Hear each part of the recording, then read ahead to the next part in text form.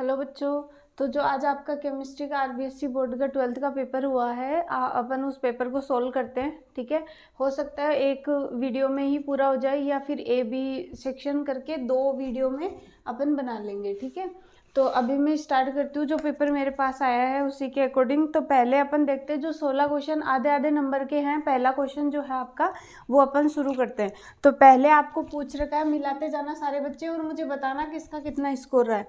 तो पहला है जिसमें दे रखा है कि चालकता का मात्रक या कंडक्टिविटी, तो उसका जो आंसर आएगा वो आएगा साइमन मीटर इनवर्स।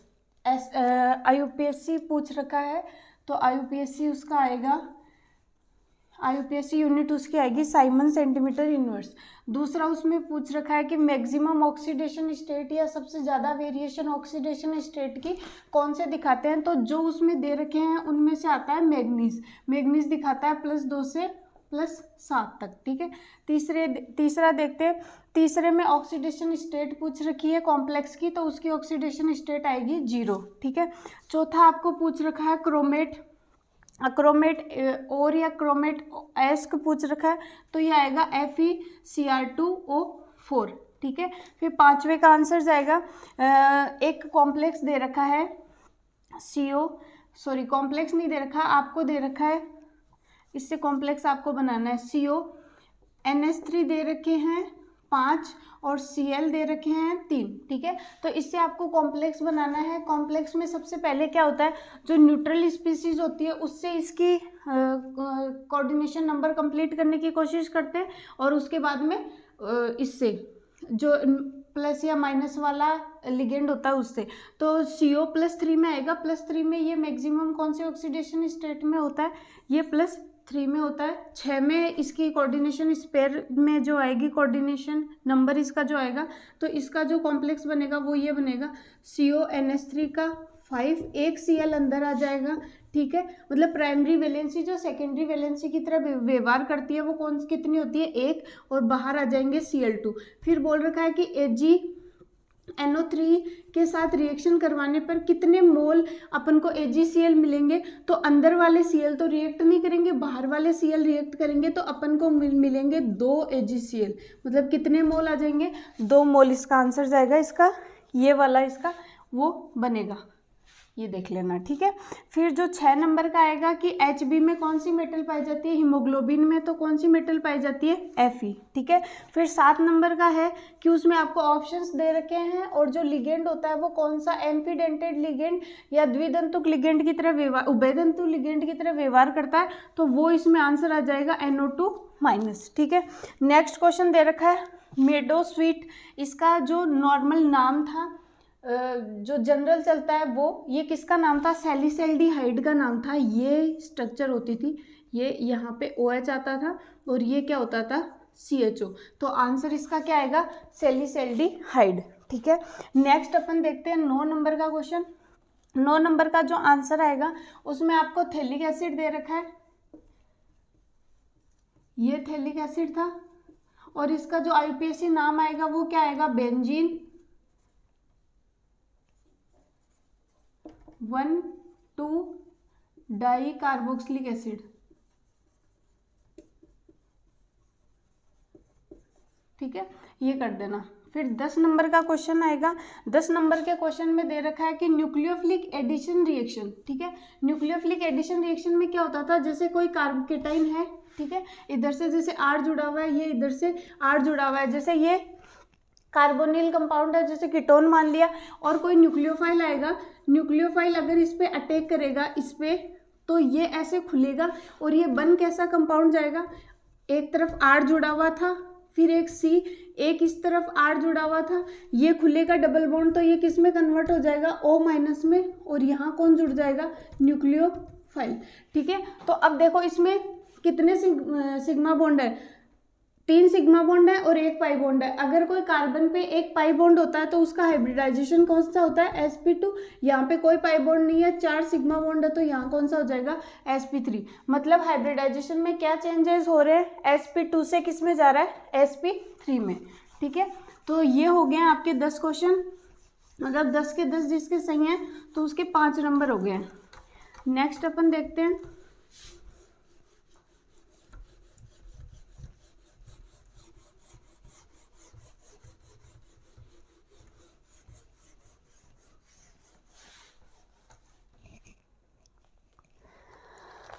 अगला क्वेश्चन था कि ट्राईमेथिल एमीन है और उसका हाइब्रिडाइजेशन आपको पूछ रखा है, ठीक है। ट्राईमेथिल एमीन का मतलब क्या हो गया, नाइट्रोजन पे कितने आर ग्रुप जुड़े हुए हैं, 3 आर ग्रुप जुड़े हुए हैं, ठीक है। तो देखो ये नाइट्रोजन है, ये कितने नंबर का क्वेश्चन है, 11 नंबर का क्वेश्चन है। नाइट्रोजन है, ये आर है, ये आर है, ये आर है और यहाँ पे क्या है, लोन पेयर। तो अगर अपन इसका हाइब्रिडाइजेशन निकालते हैं तो अपन को जो ऐसे नंबर निकालना है वो कितना आएगा, 3 तो इसमें क्या आ जाएंगे, बॉन्ड पेयर, और एक क्या हो जाएगा, लोन पेयर। तो कितना आ गया, 4, और 4 आ गया तो इसका हाइब्रिडाइजेशन क्या हो गया, sp3, ठीक है। फिर 12 नंबर का क्वेश्चन देखते हैं। 12 में आपको दे रखा है बेसिक स्ट्रेंथ, और बेसिक स्ट्रेंथ में अगर इथाइल दे रखा है C2H5, ठीक है। तो मैंने इसका क्या बताया था आपको, 231 जीरो। अगर मिथाइल आता तो 213 जीरो और इथाइल आ रहा है तो 231। तो सबसे ज़्यादा तो किसका होगा, डबल बॉन्ड वाले का, सॉरी 2 डिग्री वाले का। फिर किसका होगा, 3 डिग्री वाले का।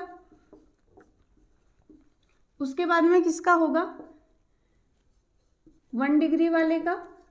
और उसके बाद में किसका होगा, अमोनिया का, ठीक है। तो आपका आंसर कौन सा जाता, C2H5 का होल ट्वाइस NH, ठीक है। 13 नंबर का देखते हैं। 13 नंबर में क्या दे रखा है,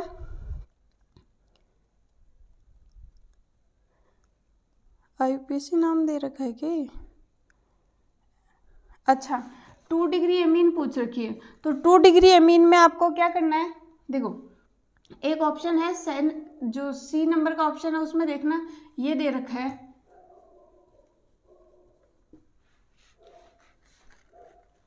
और यहाँ दे रखा है N। तो इसका आंसर क्या आ जाएगा, मिथाइल, N मिथाइल, ठीक है, या N मिथाइल आ जाएगा, इथाइल एमीन। एक N वाला जो आंसर है वो जाएगा इसका, ठीक है। 13 नंबर हो गया। 14 नंबर का अपन देखते हैं। इसमें दे रखा है ग्लोब्यूलर प्रोटीन, ग्लोब्यूलर प्रोटीन या गोलिकाकार। तो गोलिकाकार कौन सी होती थी, इसमें जो आंसर है उसके अकॉर्डिंग आंसर जाएगा इंसुलिन, ठीक है। फिर 15 नंबर का क्वेश्चन दे रखा है, उसमें दे रखा है ग्लूकोज है। तो ग्लूकोज की स्ट्रक्चर मैंने इतनी बार बनाई थी, 6 कार्बन होते हैं और उसमें पहला कार्बन क्या होता है, CHO। तो इसका आंसर क्या आ जाएगा, एल्डोहेक्सोज। 6 कार्बन की वजह से हेक्स और एल्डिहाइड की वजह से एल्डिहाइड, एल्डो आ जाएगा, ठीक है। मिल्क शुगर कौन सी होती है, तो 16 नंबर का आंसर जाएगा, मिल्क शुगर होती है लैक्टोज। तो जिसके ये 16 क्वेश्चन सही हैं उसके कितने नंबर पक्के हो गए, 8 नंबर, ठीक है। तो फटाफट मिलाते जाओ इनसे। फिर अपन नेक्स्ट देखते हैं दूसरा क्वेश्चन। दूसरे क्वेश्चन में फिलिंग द ब्लैंक्स थे, तो उसको आप कैसे करते जाओगे, इसमें साथ साथ देख लो। पहला क्वेश्चन आएगा, मोलरता का मात्रक पूछ रखा है। दूसरे का पहला मोलरिटी, तो मोलरिटी में क्या होता था, N1 मोल ऑफ सॉल्यूट और V लीटर में, ठीक है। तो ये आ जाएगा इसका फॉर्मूला और इसका मात्रक आ जाएगा मोल लीटर इनवर्स, ठीक है। दूसरा क्वेश्चन इसने दे रखा है हेनरी रूल। तो हेनरी ने क्या कहा था, हेनरी ने ये कहा था कि किसी गैस की वाष्प अवस्था में, हेनरी रूल ही पूछ रखा है ना, हाँ। तो उसने ऐसे बोला था कि किसी गैस की वाष्प अवस्था में जो मोल्स होंगे, मतलब या जो गैस का विलयन में आंशिक दाब होगा, वो आंशिक दाब समानुपाती होगा किसके, उसके मोल अंश के। गैस के जो विलयन में मोल प्रेजेंट होंगे उसके मोल अंश के क्या होगा, डायरेक्टली प्रोपोर्शनल होगा। तो आपको सिर्फ इतना लिखना था, P डायरेक्टली किसके हो जाएगा, X मोल अंश के। ये इसको बताना है तो ये क्या है, आंशिक दाब, और ये क्या आ जाएगा, मोल अंश या मोल फ्रैक्शन, ठीक है। तो इसका ये प्रोपोर्शनल का निशान हटाएंगे तो क्या आ जाएगा, PKHX, ठीक है। और ये क्या आ जाएगा, हेनरी कांस्टेंट। फिर तीसरा क्वेश्चन देखो। तीसरे क्वेश्चन में बोल रखा है कि काइनेटिक एनर्जी जो अभिकारक अणुओं की सबसे ज़्यादा होती है, ऐसा कुछ बोल रखा है। तो इसका आंसर आएगा मोस्ट प्रोबेबल काइनेटिक एनर्जी। ठीक है, चौथा क्वेश्चन अपन देखते हैं। चौथा क्वेश्चन में पूछ रखा है कि इनर ट्रांजिशन एलिमेंट होते हैं, तो इनर ट्रांजिशन एलिमेंट कौन से होते हैं? ट्रांजिशन एलिमेंट होते हैं डी ब्लॉक के, और डी ब्लॉक के भी जो अंदर आते हैं वो कौन सा होता है? ए ब्लॉक। ए ब्लॉक में दो कौन से होते हैं? एक तो लेंथेनॉइड होता है और एक क्या होता है? एक्टेनॉइड। तो उसने एक्टेनॉइड तो दे रखा है और आपको क्या लिखना था वहां पे? लेंथेनॉइड। ठीक है, अब अपन नेक्स्ट क्वेश्चन देखते हैं। 4 क्वेश्चन हो गए बी पार्ट के, ये भी आपके आधे आधे नंबर के हैं, मतलब टोटल 56 में से 10 नंबर कंप्लीट हो गए हैं अगर किसी के सही हैं तो। फिर 5वां क्वेश्चन दे रखा है। 5वें में आपको पूछ रखा है कि K4FeCN6, और आपको क्वेश्चन जो पूछ रखा है वो पूछ रखा है कि इसमें कोऑर्डिनेशन स्पेयर क्या है। इससे इजी क्वेश्चन कोई आ नहीं सकता।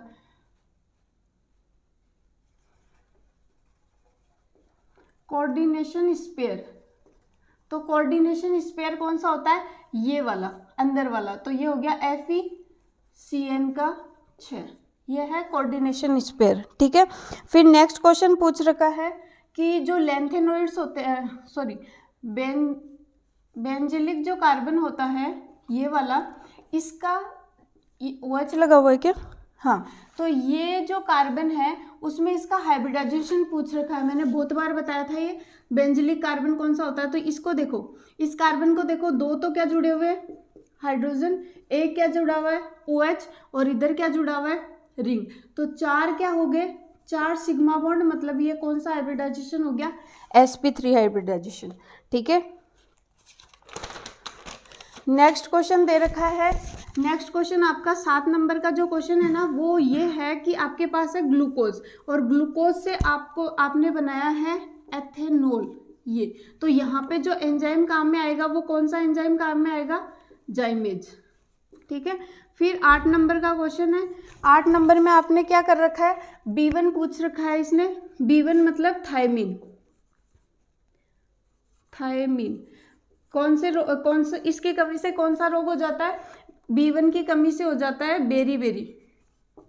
तो आपको पूछ रखा है बेरी कौन सी विटामिन की कमी से होता है? तो B1 लिख दिया वो भी सही है, थायमीन लिख दिया वो भी सही है, और जिसने दोनों लिख दिए वो और भी अच्छा है।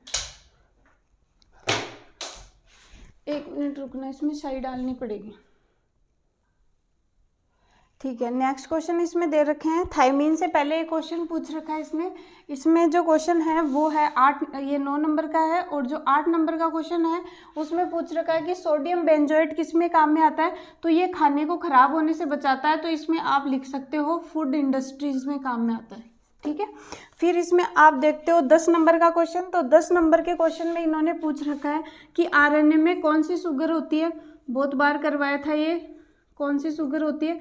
राइबोज शुगर होती है। ठीक है, स्ट्रक्चर भी आती होगी तुमको। तो फिर जो तीसरा क्वेश्चन है, अभी तक जो क्वेश्चन थे ना कि 10 क्वेश्चन ये, ठीक है, और 16 क्वेश्चन ये, तो 16 से 8 नंबर उसमें है और 5 नंबर इसमें है। ठीक है, तो आपके अभी तक 8 और 5 हो चुके हैं। फिर अपन देखते हैं तीसरा क्वेश्चन। अब 1-1 नंबर का शुरू हो गया। इसमें आप देखो कि सैचुरेटेड सॉल्यूशन पूछ रखा आपको, संतृप्त विलयन पूछ रखा है ना। तो संतृप्त विलयन किससे बनता था? सोल्यूट और सॉल्वेंट, विलेय और विलायक से बनता था। तो इसमें ये लिखना आपको सैचुरेटेड सॉल्यूशन या संतृप्त विलयन में आपको ये लिखना है कि ऐसा सॉल्यूशन जिसमें विलेय की अधिकतम मात्रा अपन मिला दे और विलायक ऐसा हो जो उसको घोल दे। ठीक है, मतलब विलेय की अधिकतम वो मात्रा जिसमें विलायक क्या लिखना था, सॉरी, इसमें लिखना है आपको कि विलेय की वह अधिकतम मात्रा जिसमें विलायक में उतना वो डिजोल्व हो जाए। ऐसे नहीं कि आप जैसे आपके पास पानी है और चीनी है तो आप उसमें चीनी डालते जा रहे हो, लास्ट में चीनी ऊपर रह गई है। ऐसा नहीं, ऐसा करना है कि विलेय की वह अधिकतम मात्रा जिसको विलायक खुद के अंदर डिजोल्व कर दे या घोल दे, तो उसको आप क्या कहना है? सैचुरेटेड सॉल्यूशन कहना है। फिर आपके पास इसी का सेकेंड ऑप्शन ये पूछ रखा है सोडियम अम्लगम। ठीक है। तो अम्लगम का मतलब होता है पारा, Hg। तो एक ये सिंपल सी एक लाइन होती है कि पारे में डूब के सारी धातुएं मर जाती है, ऐसा अपन बोलते हैं। मतलब पारे में डूब के सारी धातुएं मर जाती है। तो डूबने वाला तो कौन है, सोडियम, और डुबाने वाला कौन है, Hg। तो इसमें देखो, अगर आप ले रहे थे चीनी और पानी, ठीक है, तो घुलने वाला तो कौन था, ये, और घोलने वाला कौन था, पानी। मतलब डूबने वाला तो कौन था, चीनी, और डुबाने वाला कौन था, पानी। तो ये क्या था, विलायक, और ये क्या था, विलय था। तो इसमें ये तो सोडियम तो हो जाएगा विलय, और ये क्या हो जाएगा इसमें, विलायक। बस यही बताना था, ठीक है। फिर तीसरा क्वेश्चन आप देखो, तीसरे में बता रखी है, कोटि पूछ रखी है। आपको जो दे रखा है वो ये दे रखा है, वेग बराबर के, ए की पावर दे रखी है 1/2, और बी की पावर दे रखी है 3/2। तो आपके पास आगे भी ये आएगा कि कोटि क्या होती है, वो प्रैक्टिकल यूनिट होती है या प्रायोगिक होती है। तो जो कंसंट्रेशन होती है उनके ऊपर जो घात होती है उनका ऐड करते हैं, वही क्या होती है, उस रिएक्शंस की कोटि होती है। तो इसमें देखो 1/2 प्लस 3/2, तो टोटल कितना हो गया, 2 नीचे आ जाएगा 4, तो आपके पास आएगा 2, और ये 2 क्या होगी, अभिक्रिया की कोटि हो गई, ठीक है। तो इसमें ये द्वितीय कोटि की अभिक्रिया, ये लिखना था आपको। चौथा क्वेश्चन आपको पूछ रखा है, एनिसोल टाइप्स में जो OCH3 होता है, एनिसोल ये होता था, ठीक है। और इसमें पूछ रखा है कि OCH3 कैसा डायरेक्टिंग है। तो मैंने क्या बोला था, जिसके ऊपर लोन पेयर आता है और वो लोन पेयर अगर इधर देगा तो वो जो इलेक्ट्रोफाइल आके जुड़ेगा वो कहाँ जुड़ेगा, या तो जुड़ेगा ये ऑर्थो पे, या कहाँ जुड़ेगा, पेरा पे, ठीक है। ये +M डायरेक्टिंग हो जाएगा। तो इसमें आपको क्या लिखना है, यहाँ पे ऑर्थो और पेरा डायरेक्टिंग ग्रुप होता है ये, ठीक है। फिर आपको नेक्स्ट दे रखा है 5वां क्वेश्चन। तो 5वें क्वेश्चन में क्या है, ये सब 1-1 नंबर के हैं। तो ये 4 क्वेश्चन सही हुए हैं जिसी पे बच्चे के, उसके 4 नंबर पक्के। फिर नेक्स्ट देखो, नेक्स्ट आपको पूछ रखा है कि फिनोल की रिएक्शन करवा रखी है ब्रोमीन वाटर से। इतनी बार रिएक्शन करवाई है अपन ने ये वाली, तो कि ये है फिनोल OH, और इसकी रिएक्शन करवाई थी Br2 से। तो क्या बना था, 3 जगह पे Br जुड़ गए थे, OH, ये Br, ये Br, और ये क्या हो गया Br। तो क्या हो गया 2, 4, 6 ट्राई ब्रोमो फिनोल, ठीक है। फिर नेक्स्ट क्वेश्चन क्या दे रखा है, स्ट्रक्चर दे रखी है और उसका आपको क्या बनाना था, नाम बताना है, NHCO और NH2। तो इसका नाम हो जाएगा सेमी कार्बेजाइड। कार्बोनिल कंपाउंड से रिएक्शन करता तो करने के बाद ये हो जाता सेमी कार्बेजोन, और अभी ये क्या है, सेमी कार्बेजाइड, ठीक है। फिर 7 नंबर का क्वेश्चन दे रखा है। 7 नंबर के क्वेश्चन में आपको क्या दे रखा है, बेंजीन डाइएजोनियम, जो कपलिंग रिएक्शन थी ना वो दे रखी है। ये भी बहुत बार करवाई थी, N2+ और Cl- थी। इसकी रिएक्शन मैंने करवाई थी फिनोल से, ये था फिनोल, ठीक है। तो आपकी जो रिएक्शन बन के आई थी वो क्या आई थी, ये यहाँ पे N डबल बॉन्ड, और यहाँ पे क्या बना था, ये फिनोल यहाँ से जुड़ गया था। और मैंने बोला था O4 इसका कलर कैसा आ जाएगा, ऑरेंज कलर आ जाएगा, ठीक है। तो हाँ, तो इसका क्या पूछा होगा, हाँ इसका IUPAC नाम पूछा है। तो इसमें आपको क्या करना है, पेरा हाइड्रोक्सी, यहाँ से ये जुड़ा हुआ है तो इसके ये पेरा पे जुड़ा हुआ हाइड्रोक्सी, पेरा हाइड्रोक्सी, ये N डबल बॉन्ड होता है तो इसको बोलते हैं एजो, और दोनों तरफ बेंजीन है तो ये हो जाएगा बेंजीन, ठीक है। तो पेरा हाइड्रोक्सी एजो बेंजीन इसका नाम हो जाएगा। नेक्स्ट रिएक्शन जो आपको दे रखी है वो दे रखी है 1 डिग्री वाली, ठीक है। तो ये सिर्फ जो रिएक्शन है वो 1 डिग्री ही जो एमीन होती है वो देती है। और रिएक्शन पूछ रखी है, आपको सिर्फ रिएक्शन लिखनी थी, 1 नंबर कंप्लीट हो जाता। तो उससे क्या बनता था, आइसोसाइनाइड बनता था आपके पास। तो ये रिएक्शन अभी आप देखो,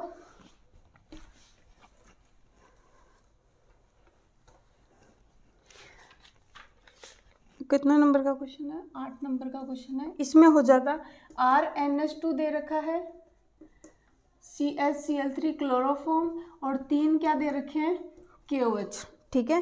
टेम्परेचर अगर अपन देखेंगे तो RN ट्रिपल बॉन्ड C में जुड़ जाता और ये बन जाती 3 KCl और H2। तो ये रिएक्शन आपको लिखनी थी 8 नंबर में, ठीक है। फिर ये हो गया आपका सेक्शन A कंप्लीट। अब आपको करना है सेक्शन B, ठीक है। तो कितने नंबर हो गए हैं, 8 8 16 और 5 21। तो A सेक्शन के आपके 21 नंबर थे। बताना कौन से बच्चे के A सेक्शन में कंप्लीट क्वेश्चन सही है और उसने 21 नंबर गेन करें, ठीक है। फिर जो 4th नंबर का क्वेश्चन था ना, ये था C, जो 3rd नंबर का क्वेश्चन था उसका 8th नंबर का सब था, उसमें सब क्वेश्चन था। तो आप चौथा क्वेश्चन जो दे रखा है उसमें ये दे रखा है कि A के मोल कितने हैं 0.5 और B के मोल कितने हैं 4.5, ठीक है।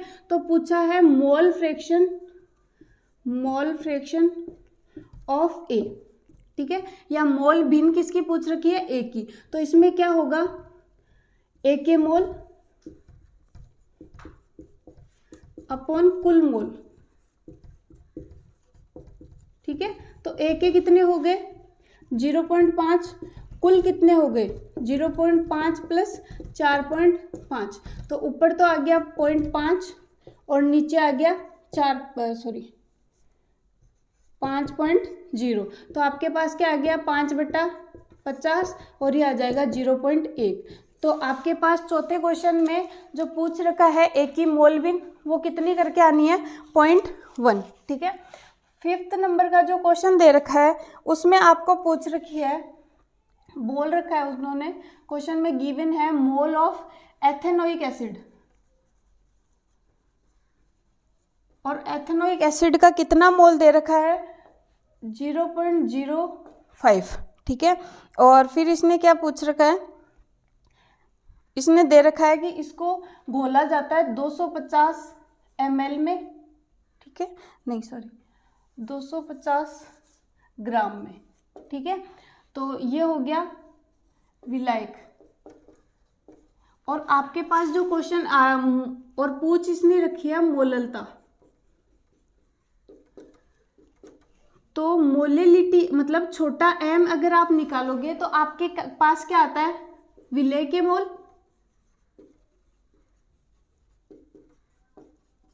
अपॉन क्या आता है विलायक का भार।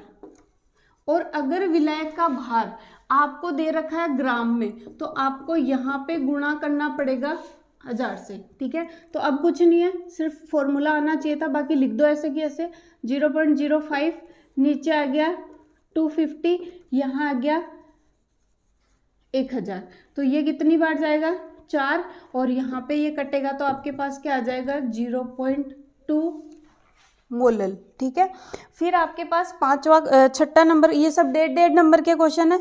6ठे नंबर का जो क्वेश्चन था ना उसमें जहाँ से आपकी इलेक्ट्रोकेमिस्ट्री शुरू हो रखी है उसी में जो सबसे पहला मतलब पहले पेज पे जो सबसे पहला बना रखा है वो डेनियल सेल बना रखा है। डेनियल सेल में आपको करना क्या था, बहुत सिंपल सा था, या तो आप क्या करना वहाँ से जाके बना देना, या मैं थोड़ा बहुत आइडिया आपको यहाँ पे दे देती हूँ, ठीक है। तो जो 6 नंबर का क्वेश्चन था ना वो ये था, 2 कंटेनर लेने, ठीक है, इसमें जिंक रोड करनी है, इसमें कॉपर की रोड लगानी है, ठीक है।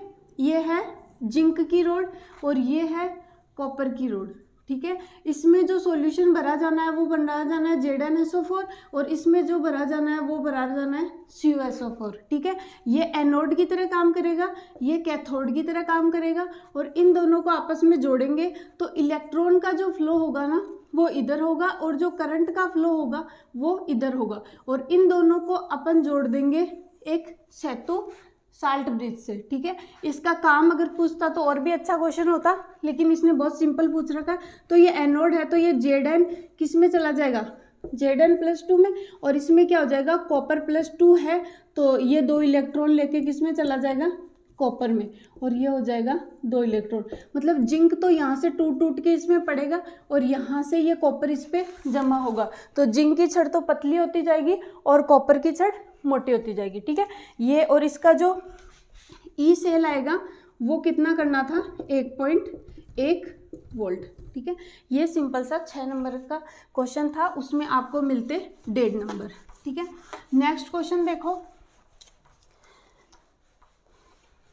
नेक्स्ट क्वेश्चन भी सिंपल सा ही क्वेश्चन था और इससे फिर से आपको मिल जाते 1.5 नंबर, क्योंकि इसने पूछ रखा है के दे रखा है। कितने नंबर का क्वेश्चन है, 7 नंबर का। ठीक है, एक बार इसको सूख जाने दो, ये आपने देख ही लिया होगा। तो आप बताओ, जो टी हाफ होता है फर्स्ट ऑर्डर का, उसका फॉर्मूला तो ऑलमोस्ट सारे बच्चों को आता होगा, क्योंकि ये फिजिक्स में भी काम में आता है और केमिस्ट्री में काम में आता है। जो न्यूक्लियर फिजिक्स है उसमें आता है ये बहुत बार। तो आपको क्या करना था, इसने के दे रखा है, के की वैल्यू कितने दे रखी है, फर्स्ट ऑर्डर का रेट कांस्टेंट दे रखा है 1.386 × 10⁻⁻14 सेकेंड इनवर्स। ठीक है, फिर इसने पूछा क्या है आपसे, टी हाफ पूछा है। तो टी हाफ का फॉर्मूला क्या होता है, 0.693/k। ठीक है, के की वैल्यू आपको दे रखी है, तो 0.693 के कितना हो जाएगा, 1.386, और इसका दुगुना करोगे तो यही आएगा, और यहाँ कितना हो जाएगा 10⁻⁻14। तो आपके पास क्या आ गया, 10⁻13 × 5। इसको सोल्व करोगे तो आपको आंसर करके आना था ये। ठीक है, फिर अपन देखते हैं 8 नंबर का क्वेश्चन। 8 नंबर का क्वेश्चन है इंटरस्टिशियल कंपाउंड।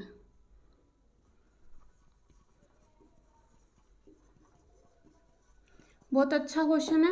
इसमें आपको क्या होता है कि जो भी ट्रांजिशन मेटल होते हैं, मतलब डी ब्लॉक के जो एलिमेंट्स होते हैं, तो डी ब्लॉक के एलिमेंट्स तो बहुत बड़े एलिमेंट्स होते हैं, लेकिन जो होता है हाइड्रोजन होता है, नाइट्रोजन होता है, कार्बन होता है, वो बहुत छोटे छोटे एलिमेंट्स होते हैं। तो इसमें ऐसे होता है कि जैसे डी ब्लॉक वाले एलिमेंट्स ने ऐसे अपना कोई लेटिस बना रखा है, और उस लेटिस में अगर बीच में ये छोटे छोटे जहाँ पे ये स्पेस रह जाते हैं, उन स्पेस में आके जो छोटे कार्बन एटम्स होते हैं, कार्बन एटम होते हैं, नाइट्रोजन होते हैं या हाइड्रोजन होते हैं, वो आके इन छोटे छोटे जो इंटरस्टिशियल वॉइड, मतलब जो छेद रह जाते हैं, उनमें अगर आके जमा हो जाएं तो उनको अपन क्या कहेंगे, इंटरस्टिशियल कंपाउंड। ये होते हैं यहाँ पे डी ब्लॉक वाले, और ये होते हैं कार्बन, हाइड्रोजन या नाइट्रोजन, कुछ भी हो सकते हैं। तो इसका जो एग्जाम्पल करना था वो करना था TiC या फिर करना था Fe3H, ऐसे कुछ एग्जाम्पल्स थे। और इसके 3 आपको पॉइंट पूछ रखे थे। तो 3 पॉइंट आपको क्या करना था,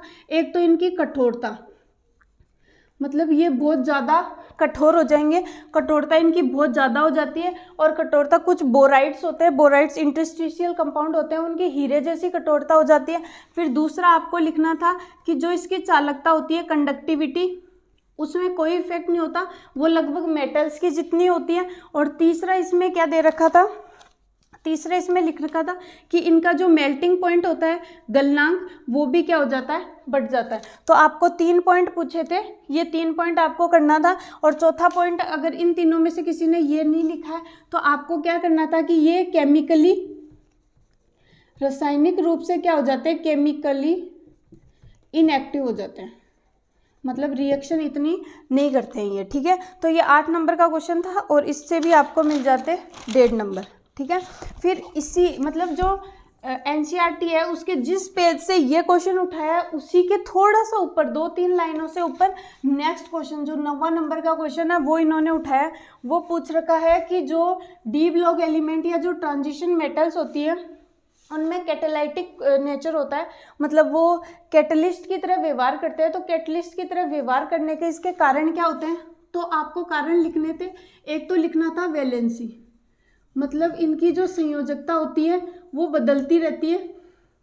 तो आपको लिखना था कि इनकी जो संयोजकता होती है वो बदलती रहती है। दूसरा आप ये लिख सकते हो कि इनमें ऑक्सीडेशन स्टेट में भी चेंजेस आते हैं, मतलब किसी का +2, किसी का +3, किसी का +4, तो वेरिएबल ऑक्सीडेशन स्टेट लिख देते। या फिर तीसरा इसमें आप लिख सकते थे संकुल निर्माण की क्षमता, संकुल निर्माण की। तो जो कैटालिटिक पावर आपको बतानी थी डी ब्लॉक की, वो क्या बतानी थी, संकुल निर्माण की क्षमता। वैलेंसियों में परिवर्तन होता रहता है, या वेरिएबल वैलेंसी, या फिर क्या निकलना था, वेरिएबल ऑक्सीडेशन स्टेट। ठीक है, नेक्स्ट क्वेश्चन इसने दे रखा है कि 10 नंबर का जो क्वेश्चन है वो ये दे रखा है कि मानो ये आपके पास बेंजीन है और यहाँ पे अगर मेरे पास X लगा हुआ है, ठीक है, X मतलब क्या होता है, हेलोजेंस होते हैं, फ्लोरीन, क्लोरीन, ब्रोमीन, आयोडीन। तो ये अगर लगा हुआ होता है तो ये इलेक्ट्रॉन विड्रॉइंग पावर होती है। ये एनसीईआरटी में जो हेलोजन वाला चैप्टर है ना, उसमें एनसीईआरटी के जो बीच के क्वेश्चन आते हैं ना, वो क्वेश्चन है। तो इसने बोल रखा है कि इलेक्ट्रॉन विड्रॉइंग नेचर होती है इसकी, लेकिन ये खींचता है इलेक्ट्रॉन को, लेकिन ये ऑर्थो और पैरा डायरेक्टिंग क्यों होता है, ठीक है। तो आपको इसको क्या करना था कि जैसे देखो सिंपल सा ये होता है, अगर यहाँ पे हेलोजन जुड़ा हुआ है और यहाँ पे कोई इलेक्ट्रोफाइल है, ठीक है, तो इलेक्ट्रोफाइल माना ये वाला इलेक्ट्रोफाइल यहाँ से, ये बॉन्ड से यहाँ से जुड़ जाएगा, और आपके पास अगर ये बना जिसमें ये बॉन्ड एज इट इज रह रहा है, ये बॉन्ड एज इट इज रह रहा है, यहाँ पे हेलोजन जुड़ा हुआ है और यहाँ पे एक ई जुड़ गया और एक पहले से हाइड्रोजन था। अब ये बॉन्ड टूटा है तो यहाँ तो कोई जुड़ गया, लेकिन यहाँ पे क्या आ गया, प्लस।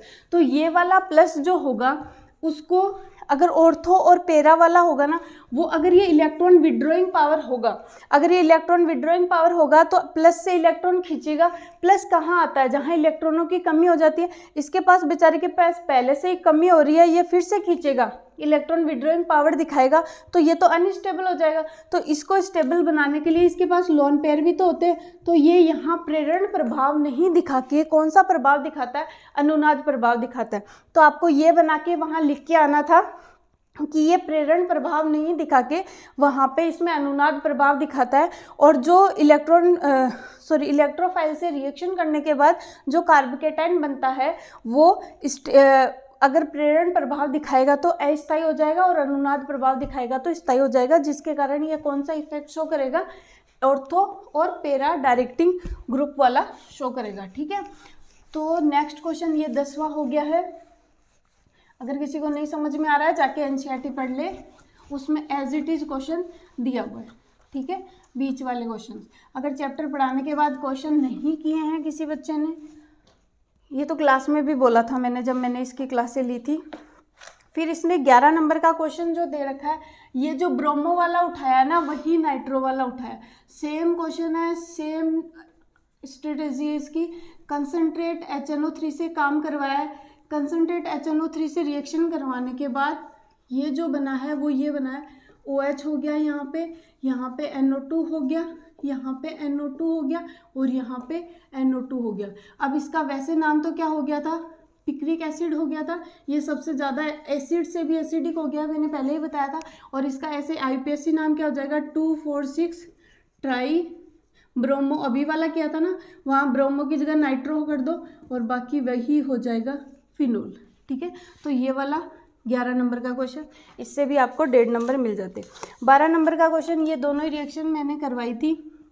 C2H5 OH दे रखा है और इसको अगर 413 पे करवाया था, एक मैं आपको पूछती हूँ, एक तो 413 पे था और एक 431 पे था, ठीक है। तो ये भी केल्विन, ये भी केल्विन। तो यहाँ से जब रिएक्शन हुई थी तब तो बना था ईथर, और यहाँ पे रिएक्शन हुई थी तब क्या बना था, इथीन, ठीक है। तो इसका नाम क्या हो जाएगा, इसको एक को मेन चेन मान लो क्योंकि दोनों सेम है, और एक को मान लो सब्स्टिट्यूएंट, तो इसको बोलेंगे इथॉक्सी इथेन। यही पूछ रखा था, रिएक्शन बतानी है और इसका नाम बताना है। ये वाली रिएक्शन आई थी, ठीक है। जो क्वेश्चन दे रखे थे ना, मैंने कम्युनिटी पोस्ट में पोस्ट किए थे, उसमें भी दिया था मैंने ये वाला क्वेश्चन। नेक्स्ट क्वेश्चन इसने दे रखा है 13 नंबर का, उसमें बेंजीन है, ठीक है, और ये लास्ट प्रीवियस ईयर में भी बहुत बार आया हुआ है। बेंजीन है, ओलियम से रिएक्शन करवाई थी, ओलियम का फॉर्मूला भी बताया था और इसका बेसिक वाला वो नेचर भी सब मैंने बताया था। H2SO7 था। ये इससे जब रिएक्शन करेगा तो यहाँ पे SO3H जुड़ जाएगा और इसको NaOH देंगे, एसिडिक मीडियम देंगे, थोड़ा सा गर्म करेंगे तो ये किस में चेंज हो जाएगा, फिनोल में। तो ये रिएक्शन कंप्लीट कर देते तो भी आपका क्या हो जाता, 13वां क्वेश्चन हो जाता और आपका 1.5 नंबर पक्का हो जाता, ठीक है। नेक्स्ट क्वेश्चन देखते हैं। घुमा के लैंग्वेज भले ही चेंज कर दी हो, लेकिन जो मैंने ऑर्गेनिक पढ़ाई थी उससे बाहर कुछ भी नहीं आया है। अब ये जो IUPAC नाम वगैरह हैं, तो IUPAC नाम अगर आपने रिएक्शन करवाने के बाद नहीं देखे हैं तो फिर तो भुगतना पड़ा है इस पेपर में आपको। 14 नंबर का जो क्वेश्चन है उसमें आपको ये दे रखा है, एक तो एनिलीन और एक दे रखा है आपको अमोनिया।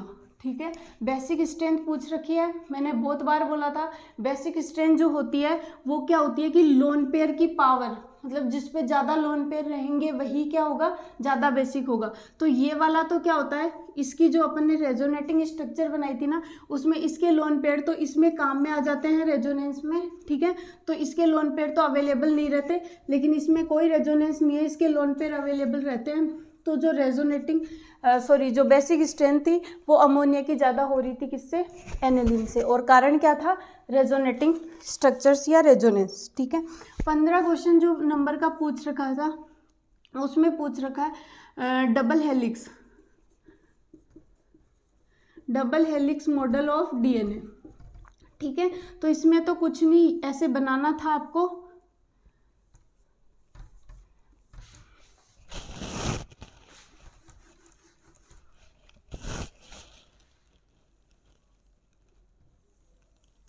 ये 3 एंड हो जाएगा, ये इसका 5 एंड हो जाएगा, ये 5 डेज हो जाएगा और ये 3 डेज हो जाएगा। ठीक है, और इसमें क्या करना था, अंदर ये 10 बनाने थे, यहाँ पे ये 3.4 एंगस्ट्रॉम का आता है।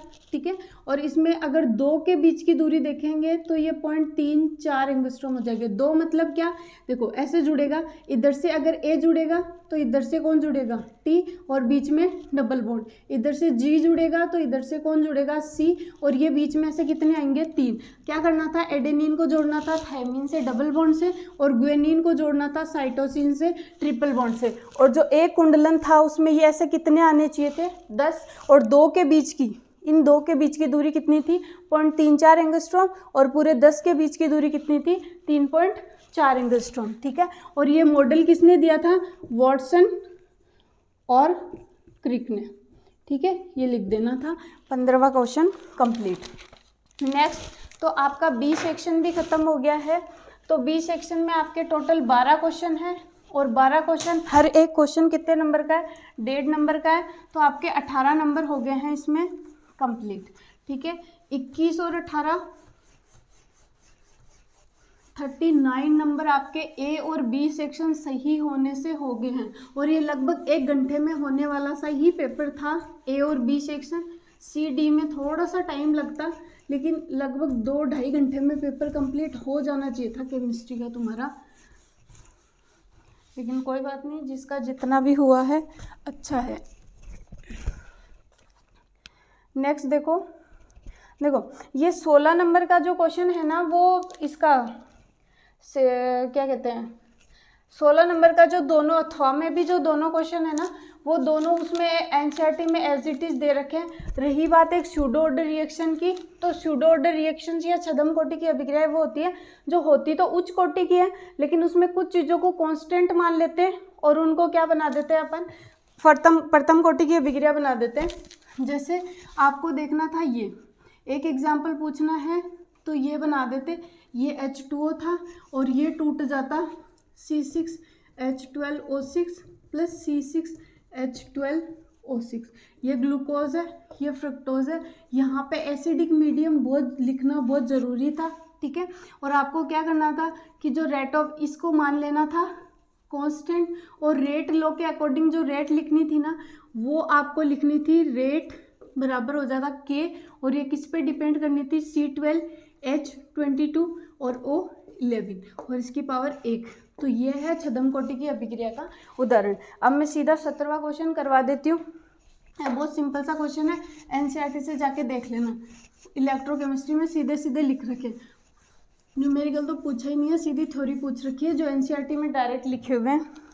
17 नंबर का जो क्वेश्चन है ना, उसमें आपको एक कॉम्प्लेक्स दे रखा है, अथवा वाला भी करवा देती हूँ। एक कॉम्प्लेक्स दे रखा है ये, और एक कॉम्प्लेक्स दे रखा है CO F6-3। ठीक है, तो सबसे पहला जो टास्क था ना वो आपको था ऑक्सीडेशन नंबर निकालो इसका। ठीक है, तो पहले ये NH3 है 6, तो 6 है, मतलब हाइब्रिडाइजेशन कौन सा होना है, D2sp3 होना है या फिर क्या होना है, sp3d2 होना है। ठीक है, इतना तो सबको पता होगा, अब तो एग्जाम ही खत्म होगी। तो ऑक्सीडेशन स्टेट अगर अपन देखेंगे तो आपको क्या करना है, कोबाल्ट को X मान लो, प्लस ये कैसा होता है, न्यूट्रल लिगेंड होता है, तो 0 0 गुणा 6 और बराबर किसके कर दो, 3 के, क्योंकि ये +3 है, यहाँ आ जाएगा, तो X + 0 बराबर +3। तो ऑक्सीडेशन स्टेट कितनी आ गई, +3, और ये किसकी है, कोबाल्ट की, +3 में आ गया कोबाल्ट। ठीक है, तो कोबाल्ट देखो कितने नंबर पे आता है, 27 नंबर पे कोबाल्ट आता है। ये है कोबाल्ट, इसका जो कॉन्फ़िगरेशन वो कैसा होगा, D7S2 हो जाएगा। ये है कोबाल्ट 0 का।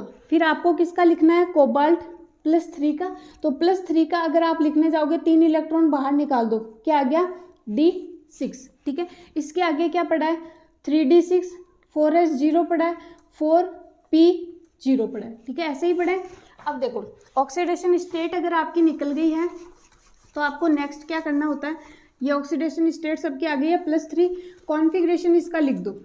कॉन्फ़िगरेशन में आपको क्या लिखना था, कोबाल्ट +3, ये आ गया 3D6, 4S0, 4P0। ठीक है, इसको बनाओ, ये D है, D में 5 होते हैं, 1 2 3 4 5 हो गया। S में कितना होता है, 1 कक्षक, और P में कितने होते हैं, 3। ठीक है, 3 हो गए, इसमें इलेक्ट्रॉन भरो, 1 2 3 4 5, और ये हो गए 6। ठीक है, अब लिगेंड को देखो, लिगेंड कैसा है, ताकतवर है कि नहीं है, NH3 है ना, तो नाइट्रोजन डोनर वाले तो कैसे होते हैं, ताकतवर होते हैं। ताकतवर का मतलब स्ट्रॉन्ग लिगेंड होते हैं, और स्ट्रॉन्ग लिगेंड होंगे तो जो अनपेयर्ड इलेक्ट्रॉन पड़े हैं उनका क्या करवा देंगे, पेयरिंग करवा देंगे। तो ये वाला इलेक्ट्रॉन आएगा इसके पास और ये वाला इलेक्ट्रॉन आएगा इसके पास। तो ये कॉन्फ़िगरेशन ऐसा दिख रहा है, वो अब कैसा दिखेगा, 2 इलेक्ट्रॉन इसमें हो गए, 2 इसमें हो गए, और 2 इसमें हो गए, 2 खाली हो गए, ये भी खाली हो गया, और ये भी क्या हो गया, खाली। तो हाइब्रिडाइजेशन जो आएगा वो आपका कैसा आएगा, D2sp3। अब मैग्नेटिक वाला बताओ, 2 ही हो सकते थे, अगर D अंदर वाला खाली है तो D2sp3, और D खाली नहीं है तो कौन सा हो जाता, sp3d2। तो अब बताओ कि इसका अनपेयर्ड इलेक्ट्रॉन है क्या, अनपेयर्ड इलेक्ट्रॉन नहीं है, सबका युग्मन हो चुका है। तो इसका जो म्यू आएगा वो कितना आ जाएगा, 0 बोर मैग्नेट्रॉन, मतलब इसका जो अनपेयर्ड इलेक्ट्रॉन वो था वो कितना आ जाएगा, 0। तो ये क्या हो जाएगा, प्रतिचुंबकीय या डायामैग्नेटिक, ये इसका आपको बताना था। नेक्स्ट देखो, इसमें आपको क्या करना था, इसको मानो X, इसकी ऑक्सीडेशन स्टेट की ये कैसा होता है, -1 इंटू करना है 6 से, इधर कितना लिखना है, -3। तो क्या हो गया, X -6 बराबर -3। तो ऑक्सीडेशन स्टेट इसकी भी कितनी आ गई, +3। ठीक है, तो ऑक्सीडेशन स्टेट दोनों की ही बराबर है, और ऑक्सीडेशन स्टेट दोनों की बराबर है, कोऑर्डिनेशन नंबर दोनों के बराबर है। तो F वाले में क्या हो जाएगा, मतलब 6 है तो क्या आ जाएगा, D2sp3 आ जाएगा, या sp3d2 आ जाएगा।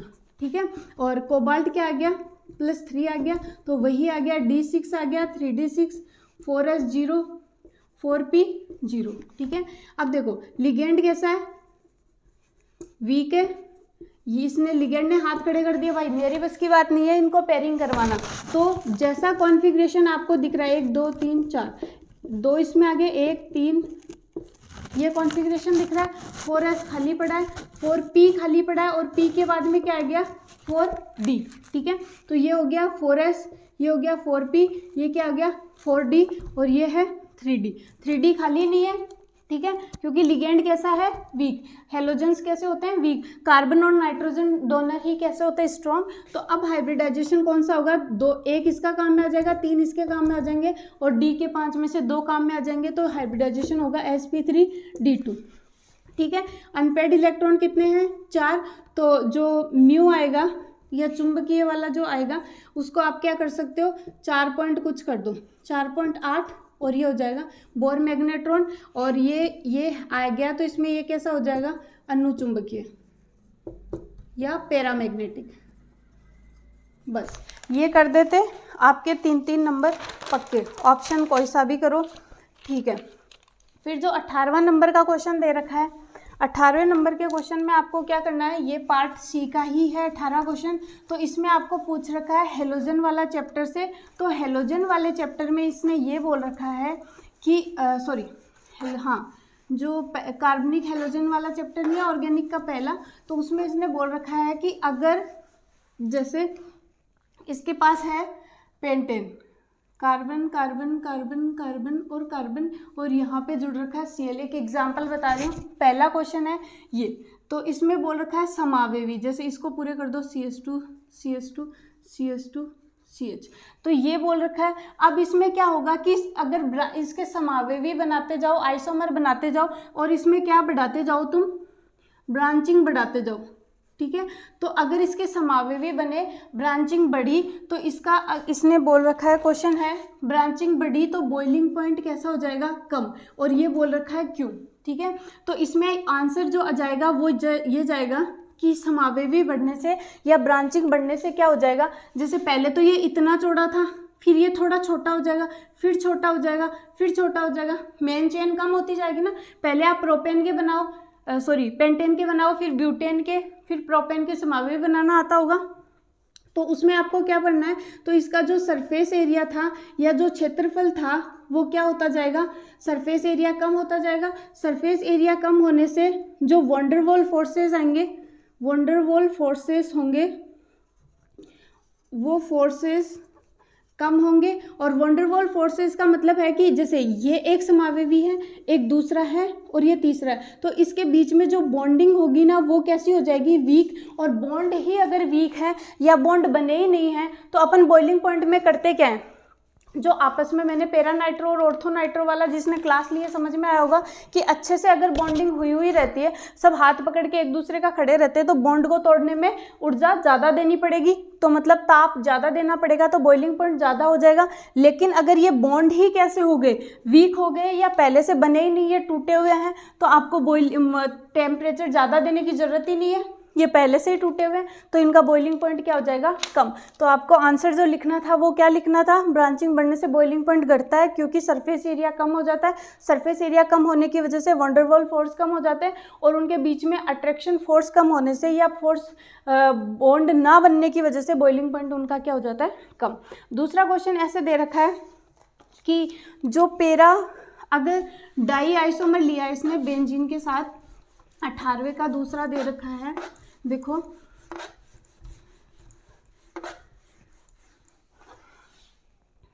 18वें के दूसरे में ये दे रखा है कि आपके पास है ये, और इसमें एक एक्स यहाँ जुड़ा हुआ है, एक एक्स यहाँ जुड़ा हुआ है, ऑर्थो आइसोमर हो गया। इसमें दूसरा हो गया एक एक्स यहाँ जुड़ा हुआ है, एक एक्स यहाँ जुड़ा हुआ है, तीसरा क्या हो गया, एक अक्ष यहाँ जुड़ा हुआ है, ये एक अक्ष यहाँ जुड़ा हुआ है, तो ये ऑर्थो आइसोमर है, ये मेटा आइसोमर है, और ये कैसा आइसोमर है, पेरा आइसोमर है। तो इसने बोल रखा है कि जो बॉइलिंग पॉइंट है वो जाके देखो, ऑर्थो और जो मेटा आइसोमर है उनके बॉइलिंग पॉइंट से पेरा आइसोमर का बॉइलिंग पॉइंट ज़्यादा होता है। वो क्यों होता है उसमें आपको लिखना है कि ये जो सिमेट्री इसकी बन रही है, एक इधर और एक इधर, सिमेट्री बनने की वजह से इसका अरेंजमेंट बहुत अच्छे से हो जाता है, और अरेंजमेंट बहुत अच्छे होने की वजह से इनमें बॉन्डिंग बहुत अच्छे से होती है। बॉन्डिंग ज़्यादा होने की वजह से इसका बॉइलिंग पॉइंट क्या हो जाता है, ज़्यादा हो जाता है, ठीक है। फिर तीसरा क्वेश्चन इसी का दे रखा है, इसी से रेसेमिक मिक्सचर,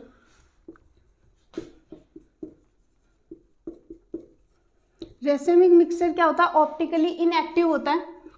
तो ऑप्टिकली इनएक्टिव क्यों होता है, क्योंकि उसमें आपने देखा होगा कि आपको जो चैप्टर है उसमें ये बता रखा है कि देखो अगर आपने अटैक करवाया और आपके पास देखो एक जो मानो दो बने हैं, जैसे वो किरेल कार्बन वाले आपको बताए थे, हाथ का एग्जाम्पल दे रखा है कि एक हाथ दूसरे हाथ पे सीधा का सीधा अध्यारोपित नहीं हो सकता, तो एक उसका उसको अगर ये प्लस डायरेक्शन में घुमाएगा तो दूसरा उसको, मतलब दो कंपाउंड बनेंगे।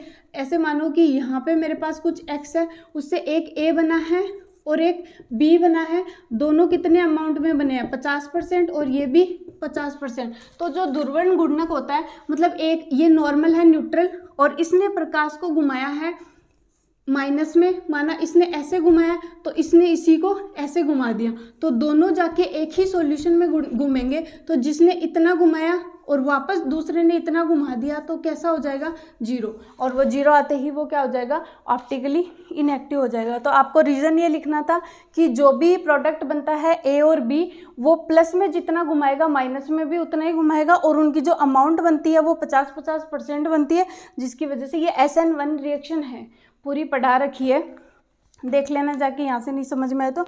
और ऑप्टिकली क्या हो जाएगा, इनएक्टिव हो जाएगा, ठीक है।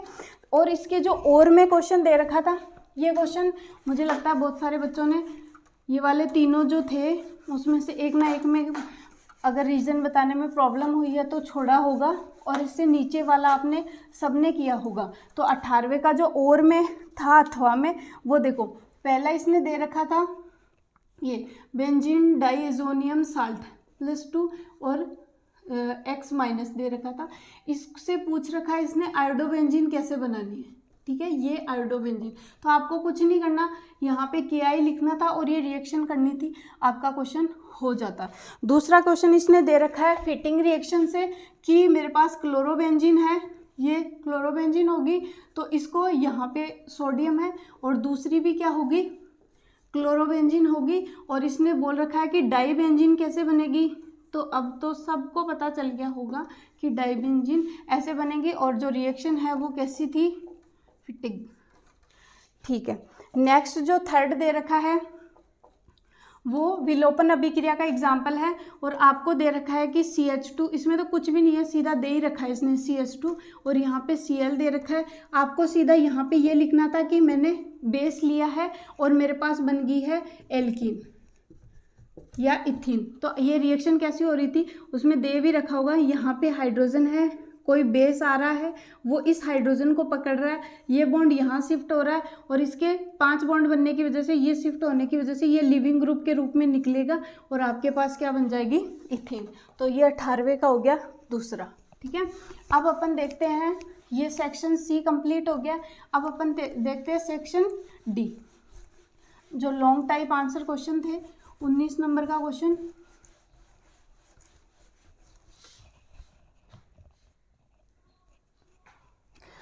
नंबर के क्वेश्चन में देखो, 19 नंबर का क्वेश्चन डायरेक्ट बुक से है, तो इसको आप सीधा बुक में से देख लेना, ठीक है। 20 नंबर का क्वेश्चन है, जिसमें किसी को प्रॉब्लम आई होगी मैं करवा देती हूँ, अथवा वाला क्वेश्चन भी। तो इसमें बोल रखा है कि रेडांट जो होती है उसके डंक में कौन सा एसिड होता है, उसका आपको लिखना है IUPAC नाम। तो ये HCOOH फॉर्मिक एसिड इसको कहते हैं, और IUPAC नाम पूछा था तो आपको लिखना था मेथेनोइक एसिड, ठीक है। फिर नेक्स्ट आपको पूछ रखी थी केनिजारो अभिक्रिया।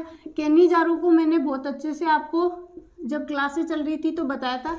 केनिजारो में आपको करना क्या था, केनी मतलब कोनी बोला था मैंने, तो इसमें क्या नहीं है, अल्फा हाइड्रोजन एब्सेंट है, ठीक है। कंसंट्रेट क्या काम में लेना है, कंसंट्रेट बेस काम में लेना है, ठीक है। और देखो ये लिया था फॉर्मिक एसिड वाला ही एग्जाम्पल ले लो, HC⋯O और OH।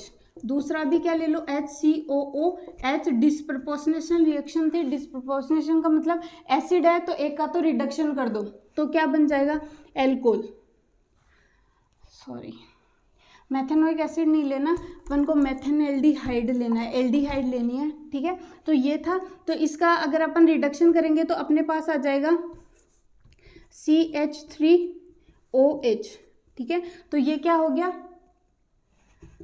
एक तो ये बना है, इसका IUPAC नाम भी सबको साथ साथ लिख के आना, मेथेनॉल लिख के आना था, और यहाँ पे लिखना था मेथेनोइक एसिड। तो एक एल्डिहाइड से तो एसिड बन गया, एक एल्डिहाइड का ऑक्सीडेशन हो गया, और एक एल्डिहाइड का क्या हो गया, रिडक्शन हो गया, ठीक है। तो ये वाला रिएक्शन या बेंज एल्डिहाइड वाला भी किसी ने किया होगा तो वो भी सही है। ये हो गया 20वें का पार्ट 2 और पार्ट 1। तो पार्ट 1 का 1 नंबर है, पार्ट 2 के 2 नंबर हैं। तीसरा क्वेश्चन देखते हैं। तीसरा क्वेश्चन इसने दे रखा है, ये देखो इसने जो क्वेश्चन दे रखा है वो दे रखा है CH3COONA, ठीक है। तो इसमें आपको क्या दे रखा है, NaOH दे रखा है और एक इसके साथ दे रखा है CaO। ये ना एक जो CO2 स्कैवेंजर की तरह काम में करते हैं, मतलब ये CO2 को खा जाते हैं या एसिड से CO2 निकाल देते हैं। तो यहाँ पे देखो अगर ये है तो ये इसमें एक हाइड्रोजन जुड़ेगा और ये आ जाएगा CH4, मतलब ये जो मेथेन है इसके हाइड्रोजन जोड़ देगा, यहाँ से CO2 निकाल देगा, ठीक है। तो आपके पास ये बनेगा और इसका नाम आपको पूछा होगा तो ये आपको लिखना था मीथेन, ठीक है। तो ये 20 नंबर का पहला क्वेश्चन कंप्लीट। दूसरा 20 का जो अथवा में दे रखा है, 20 का अथवा वाला, वो क्या पूछ रखा है, सिरके का एसिड पूछ रखा है। तो सिरके में एसिटिक एसिड होता है और एसिडिक एसिड का IUPAC नाम पूछ रखा है। तो 2 कार्बन है तो एथेन, और ये ओइक लगता है इसका तो एथेनोइक एसिड इसका क्या हो जाता, नाम हो जाता। ये हो गया A पार्ट। B पार्ट इन्होंने पूछ रखा है रोजेनमुंड रिएक्शन। तो इसमें क्या पूछ रखा था, कुछ भी नहीं होता, सिर्फ Cl की जगह आपको क्या जोड़ देना है, H, और यहाँ पे क्या आएगा PDBaSO4। मैंने बोला था यहाँ PD को थोड़ा सा Z दे दिया, क्योंकि PD क्या करता है, PD तो यहाँ भी 2 हाइड्रोजन जोड़ देता, लेकिन इसको थोड़ा सा Z देने की वजह से इसकी रिएक्टिविटी कम होगी और Cl की जगह RC डबल बॉन्ड, ये ऐसा का ऐसा रह गया और यहाँ पे क्या जुड़ गया, हाइड्रोजन। तो ये आपको रोजेनमुंड रिएक्शन करनी थी। तीसरी आपको गाटरमान कोच, ये सीधा का सीधा दे रखा है, आपको सिर्फ लिखना था। बेंजीन दे रखा है, यहाँ पे CO दे रखा है, HCl दे रखा है और यहाँ पे लेविस एसिड दे रखे हैं लाइक AlCl3, ठीक है। तो आपको इनसे क्या बनाना था, CHO, और यहाँ पे जोड़ देना था। ये हो गया बेंजल्डिहाइड और ये इस अभिक्रिया का नाम हो गया रोजेनमुंड रिएक्शन, ठीक है। तो आपका पेपर कंप्लीट हो गया है। 1-2 क्वेश्चन जो डायरेक्ट NCERT के हैं मैंने मतलब उसमें दे रखे हैं वो मैंने नहीं करवाए, बाकी मैंने 20 क्वेश्चन सारे कंप्लीट करवाए। तो आप जाके मुझे बताना कमेंट सेक्शन में कि किस बच्चे के कितने नंबर आ रखे हैं, ठीक है। Best of luck.